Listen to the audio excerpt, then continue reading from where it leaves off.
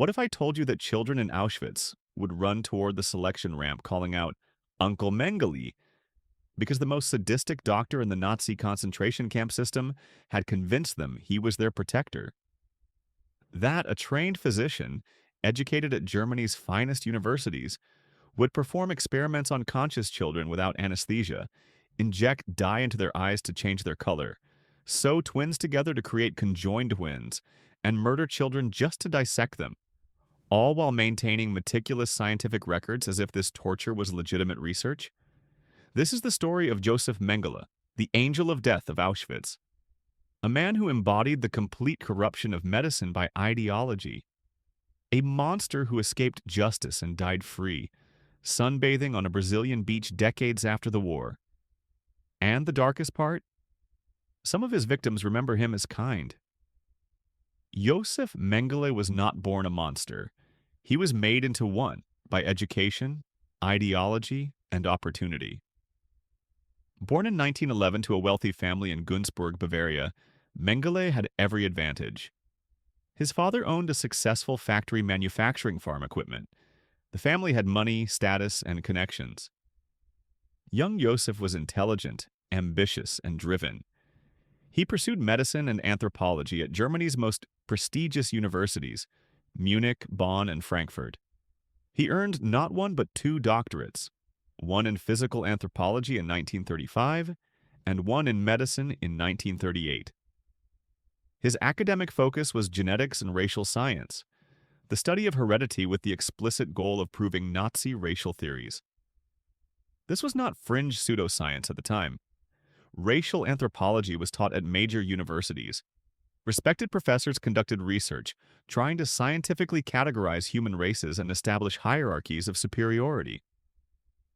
Mengele studied under Ottmar von Verschuer, one of Germany's leading geneticists, who believed that twins could provide unique insights into heredity.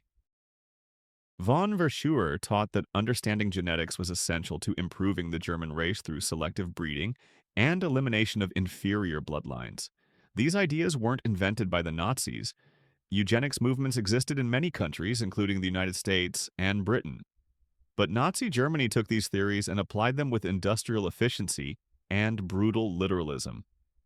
Mengele joined the Nazi Party in 1937 and the SS in 1938. He volunteered for military service and served as a medical officer with the Waffen-SS on the Eastern Front, where he was wounded and decorated for bravery.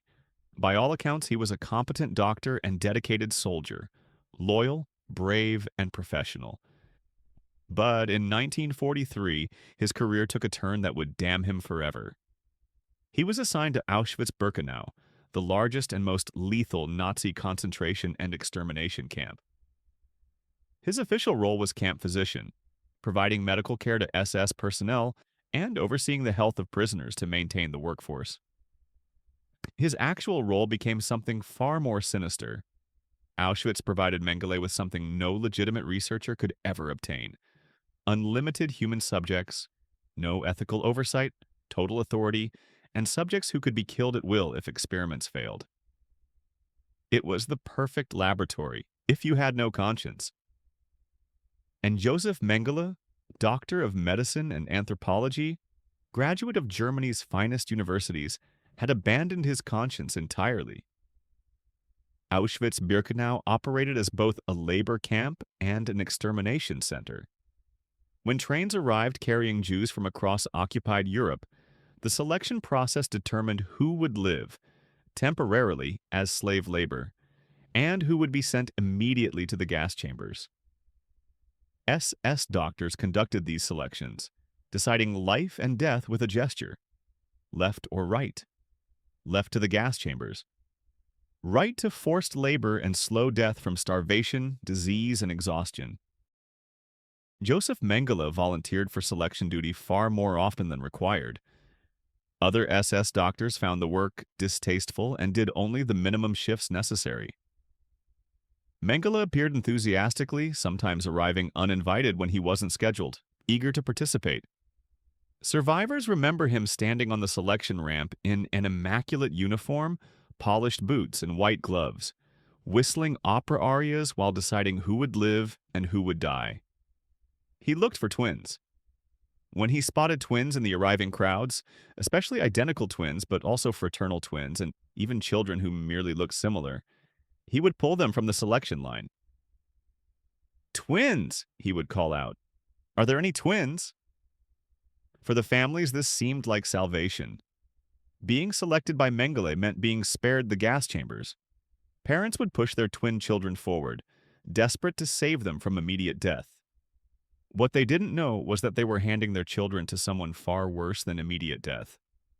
Mengele would also select people with physical abnormalities, dwarfs, people with heterochromia, different colored eyes, anyone with unusual features that might provide research opportunities. These people were taken to a special area of the camp, the zoo, as some prisoners grimly called it. Better food than regular prisoners, better housing, protection from random violence and execution. Mengele told his twin subjects they were special. He called them my children. He brought them candy, a luxury beyond imagination in Auschwitz. He spoke to them gently and promised they would be protected. Some of the children, especially the youngest, believed him. They called him Uncle Mengele and ran to him when he appeared. This makes what happened next even more horrifying, because Mengele was using these children, these twins he called my children, for experiments so brutal, so agonizing, and so medically pointless that they defy comprehension. Content warning. The next section contains descriptions of medical torture of children. It's historically necessary but deeply disturbing. Josef Mengele's experiments on twins had a stated scientific purpose: to understand the genetic basis of heredity, to identify which traits were inherited and which were environmental, and to develop methods for increasing birth rates of racially valuable children in Germany. In reality, the experiments were torture masquerading as science. Eye color experiments. Mengele was obsessed with eye color, specifically with finding a way to change brown eyes to blue, the Aryan ideal. He injected chemical dyes directly into children's eyes, methylene blue and other substances, to see if eye color could be chemically altered. The children were conscious during this. No anesthesia. They were held down while needles penetrated their eyes. The results were excruciating pain, infections, and sometimes permanent blindness. In no case did the procedure successfully change eye color permanently. The brown-eyed children remained brown-eyed, but now traumatized and sometimes blind. Mengele meticulously documented the failures. He never expressed remorse or reconsidered the ethics. He simply continued injecting chemicals into children's eyes, looking for a technique that would work. Surgical experiments. Mengele conducted surgeries without anesthesia to observe twins' reactions to pain and stress. He removed organs from living children to compare them with their twins' organs. If one twin had a diseased kidney, he might remove both twins' kidneys to compare healthy and diseased tissue. The children died, of course, but Mengele had their organs preserved for study. In some cases, he killed both twins simultaneously, injecting chloroform directly into their hearts, so he could perform autopsies and compare their internal organs, bones, and tissues with minimal time between deaths. One survivor, Eva Moses Kor, testified about watching her twin sister Miriam injected with an unknown substance that caused her to scream in agony for weeks. Eva was forced to watch, knowing she might be next. Attempts to create conjoined twins. Multiple survivor testimonies report that Mengele attempted to surgically create conjoined twins by sewing children together, connecting blood vessels and organs. The operations were crude. They became infected. The children suffered unimaginable pain before dying of sepsis and shock. Mengele observed and took notes. Medical science gained nothing. The children died in agony for no purpose. Infection and disease studies. Mengele deliberately infected one twin with typhus, tuberculosis, or other diseases, then observed how quickly the other twin contracted the same disease, testing whether infection rates were influenced by genetic similarity. He would inject one twin with bacteria or viruses, then monitor both twins, documenting symptoms until death. Then he would perform simultaneous autopsies to compare disease progression in genetically identical individuals. Blood transfusion experiments. Mengele performed blood transfusions between twins, sometimes of incompatible blood types, to observe reactions. Children convulsed, vomited, and experienced organ failure as their bodies rejected incompatible blood. Mengele documented the process: bone, muscle, and nerve experiments. He broke children's bones to study how genetic factors influenced healing rates. He severed nerves to observe how identical twins' bodies responded to nerve damage. He amputated limbs to compare stump healing in genetically similar individuals, all without anesthesia, all meticulously documented, all completely pointless from any legitimate scientific perspective. What makes Mengele's crimes especially psychologically complex is how some of his youngest victims perceived him. Children as young as 3 or 4, too young to fully understand what was happening, saw Mengele as the man who gave them candy in a place where food was scarce, the man who spoke gently when everyone else screamed and beat prisoners, the man who called them special. Eva Moses Kor, who survived Mengele's experiments and later became a Holocaust educator, described this cognitive dissonance. As a 10-year-old, I thought Mengele was protecting us. He brought us chocolate. He patted my head. When other prisoners were being beaten and killed, we twins were kept separate, fed better, treated differently. It took me years to understand that he was the one torturing us, that the kindness was manipulation, that we were his laboratory animals, not his protected children. This is one of the cruelest aspects of Mengele's methodology. He created a false sense of safety that made the betrayal more profound. Children would approach him willingly, even eagerly, because he represented relief from the general horror of Auschwitz. Then they would be strapped to tables, injected with chemicals, cut open, and subjected to procedures that caused unimaginable pain. And afterward, if they survived, Mengele would return to his gentle persona, bringing candy, speaking softly, promising protection. The psychological damage was perhaps as severe as the physical torture.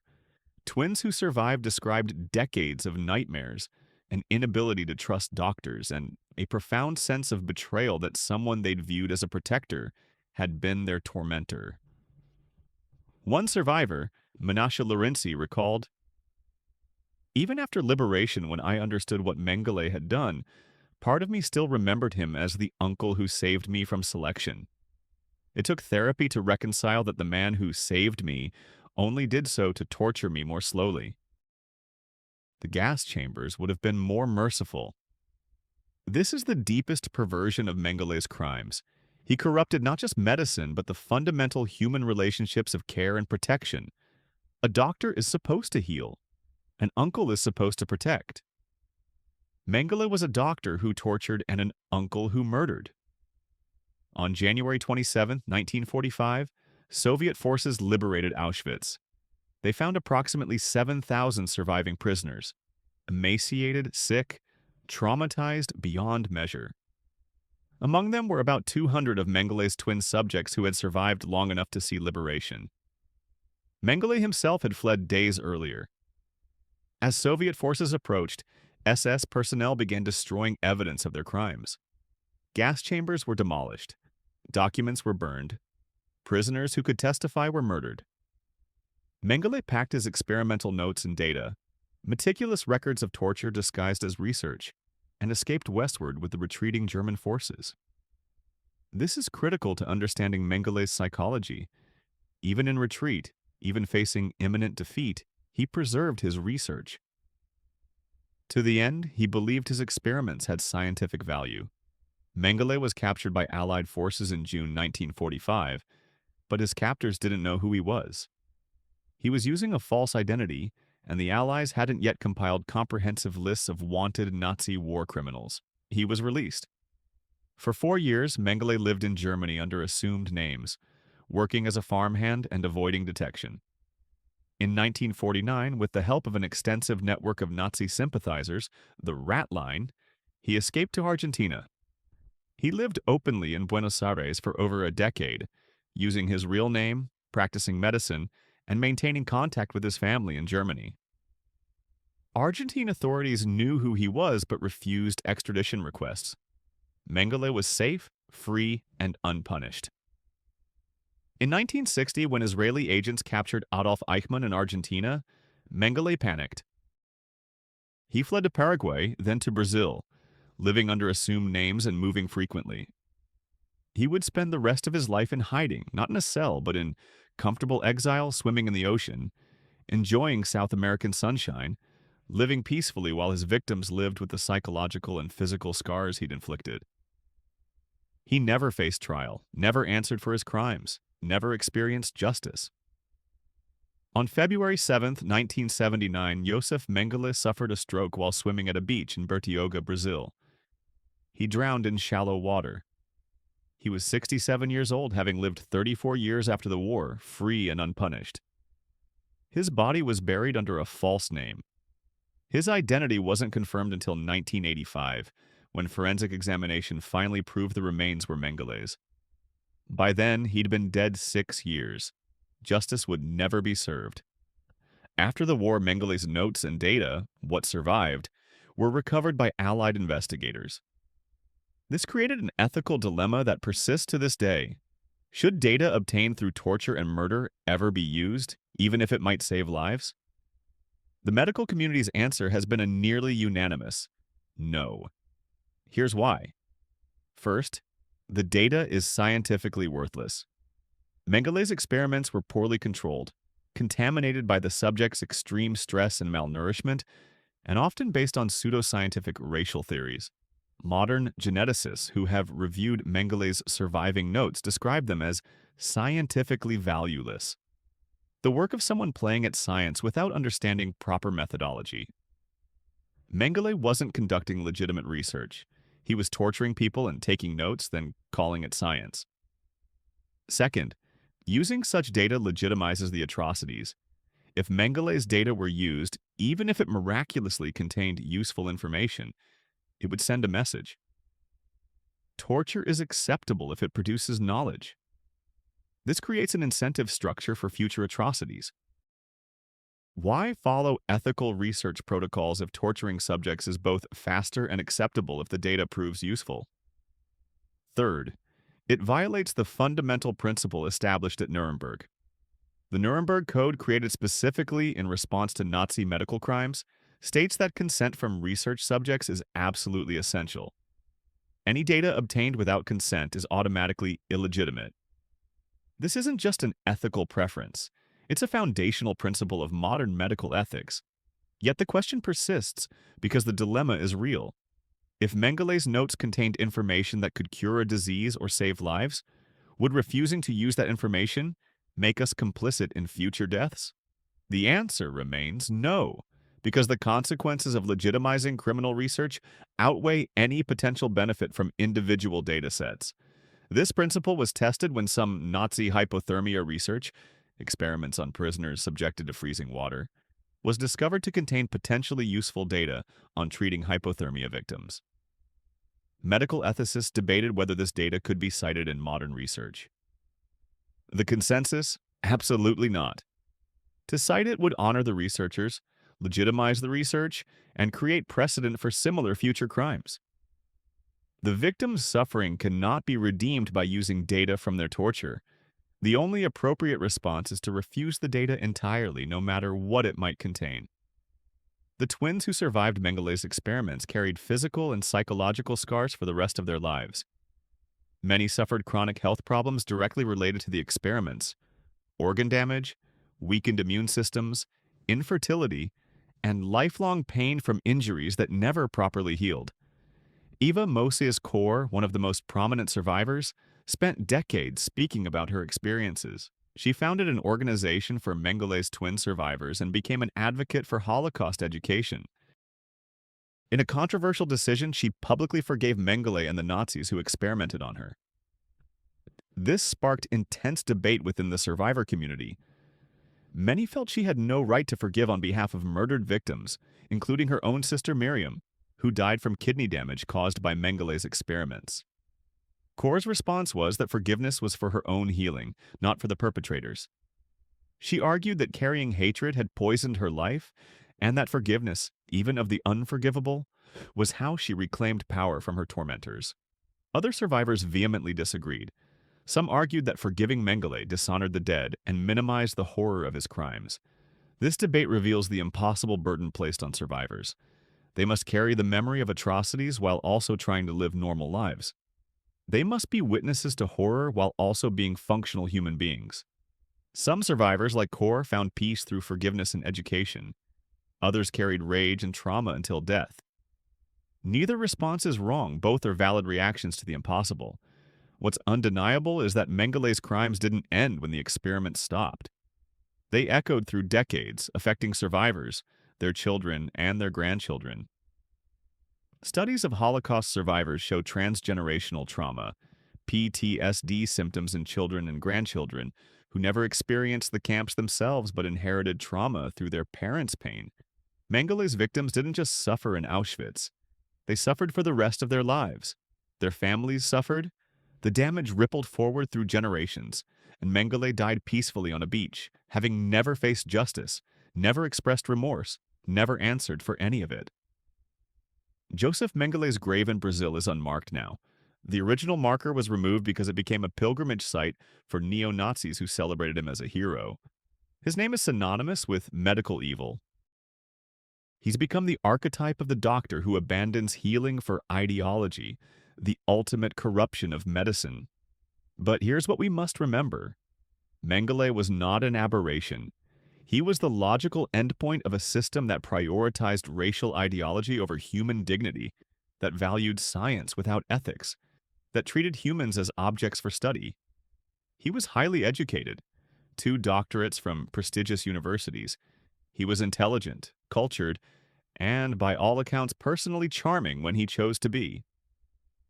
He was not a monster in appearance. He was a monster in action, made monstrous by ideology that taught him some humans were less than human. This is the deepest lesson of Mengele's crimes. Education, intelligence, and scientific training provide no protection against evil when combined with dehumanizing ideology. Mengele didn't torture in spite of his medical training. He tortured because his medical training was perverted by Nazi racial science into something that justified any atrocity in the name of advancing the master race.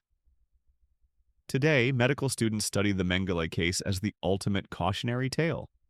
They learn about informed consent, medical ethics, and the fundamental principle that human dignity supersedes scientific curiosity. But the threat hasn't disappeared. Anytime medicine is subordinated to ideology, whether racial, political, or economic, the risk emerges that doctors will again become torturers, that research will again become torture, that humans will again become experimental subjects. The lesson isn't that Mengele was uniquely evil. It's that any of us, given the right circumstances, education, and ideological framework, could rationalize the unthinkable. There are elderly people still alive today who remember Uncle Mengele bringing them chocolate in Auschwitz, who remember him patting their heads and calling them special, who remember the needle entering their eye, the chemical burning, the screaming, who remember their twin dying on the table next to them while Mengele took notes.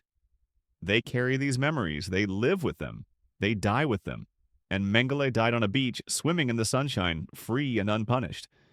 That's not justice, that's history. If this story disturbed you, and it should, if it challenged you to think about medical ethics, justice, and the corruption of science by ideology, then hit that subscribe button. The stories we most want to forget are often the ones we most need to remember. The children Mengele experimented on deserve to be remembered not just as victims, but as human beings whose suffering should never, ever be repeated.